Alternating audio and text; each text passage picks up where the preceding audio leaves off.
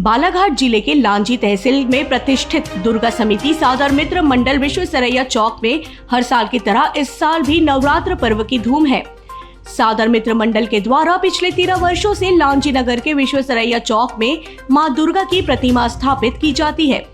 हर साल सादर मित्र मंडल द्वारा निर्मित किया गया पंडाल आभा का केंद्र होता है और मां दुर्गा की प्रतिमा भी विशेष रूप से बनवाई जाती है, जिसे देखने दूर दूर से भक्तगण आते हैं। पिछले 13 वर्षों से लगातार सादर मित्र मंडल में अलग अलग थीम को लेकर नवरात्र पर्व मनाया जाता है और इस वर्ष भी एक नई थीम जिसमें बाबा बद्रीनाथ के मंदिर के स्वरूप पंडाल का निर्माण किया गया है, जिसे बंगाल से प्रसिद्ध कलाकारों ने आकार दिया है।